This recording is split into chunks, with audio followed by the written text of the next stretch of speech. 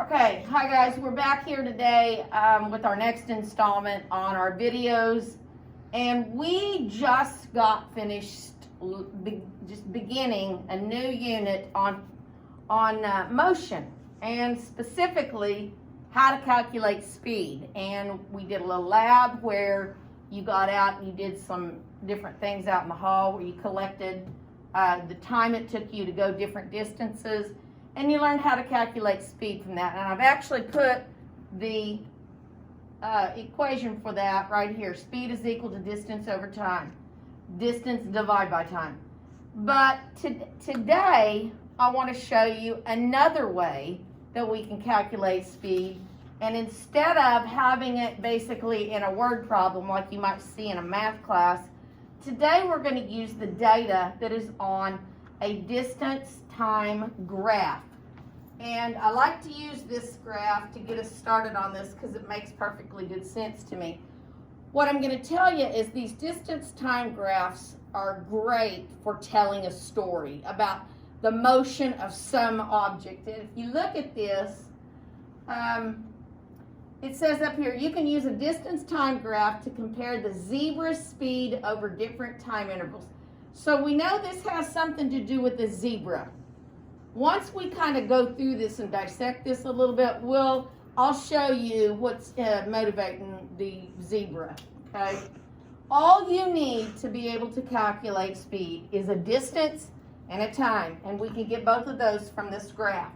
If you look over here on the y-axis, this is marked off in meters, and every line is another 40 meters. So this is 0, goes all the way up to 320 meters. But if you'll look, the final distance doesn't go to 320 meters, it goes to 280, okay, which will be important here in a minute.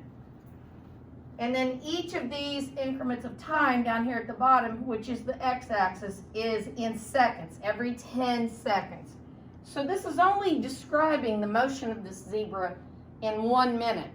But you can see from the graph, there's something going on here. So let's take and look at this very first segment, this first portion here. Segment 1, it's in red up here.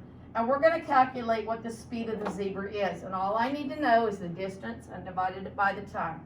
It starts at 0.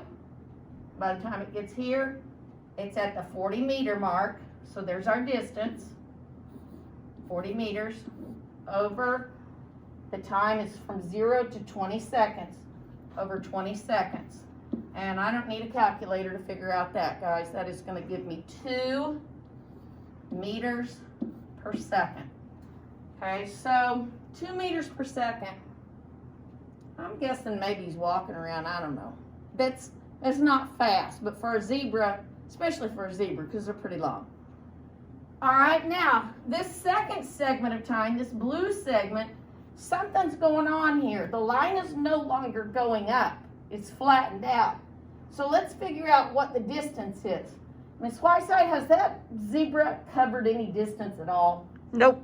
No, because at the 20-second mark, he was at 40 meters. And at the 40-second mark, he was still at 40 meters. So he's just standing still there, wasn't he? Yep. Okay, but we're going to do the math just to make sure you understand it. 0 meters, that's my distance, over the increment of time, and that's another 20 seconds. And guys, 0 divided by anything is 0. That's going to be 0 meters per second. So we know he was standing still during that time. The last segment, clearly something has changed because the line is sloped up quite a bit steeper than it was in this first segment. So let's go ahead and do our distance over time. Now this time, he's starting at the 40 meter mark and he goes up to the 280 meter mark. So if I want to know the distance covered, it's going to be 280 minus 40. So that's going to give me 240 meters, and it's over 20 seconds. And do a little fancy math here. He's moving 12 meters per second. And by the way, I am not a math teacher, so when I say do some fancy math, that's what I call it, okay? Not your math teacher. So you can see He was moving relatively slow. Notice the slope of the line was pretty gentle. We talked about gentle slopes and steep slopes when we were learning about volcanoes. Here, there's no slope at all. When it's flattened out, not moving at all. Here, it's much steeper, and you can see that the zebra was going much faster. So let me show you what was motivating the zebra. Okay. So, yeah, I'm guessing that first segment, the zebra was stopped to have just meandering around, walking out there looking for something to eat, finds a nice little patch of grass and starts eating, and then boom, right out of the corner of his eye, you see this girl. And now he's running for his life. That's why that big increase in speed, okay?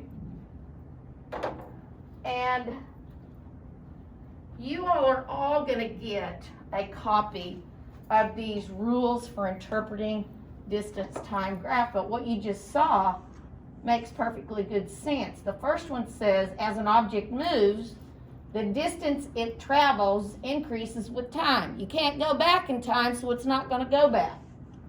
This will be seen as a climbing or a rising line on a graph, and this is what we're talking about right here. The second one says a flat or horizontal line shows an interval of time where the speed is 0 meters per second. So when it's flattened out, it's stopped. And then the third one says steeper lines show intervals where the speed is greater than the intervals with less steep lines. And I'm going to go back and show you this picture again so you see what we're talking about.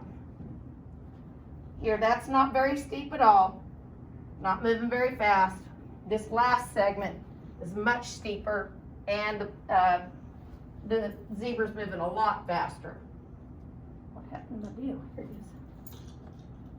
All right, now the fourth one, I don't even think I want to talk to you about today because we haven't talked about what acceleration is, but we will come back to that at some point. Now, at this point, your teachers are going to have an assignment for you to work on in class.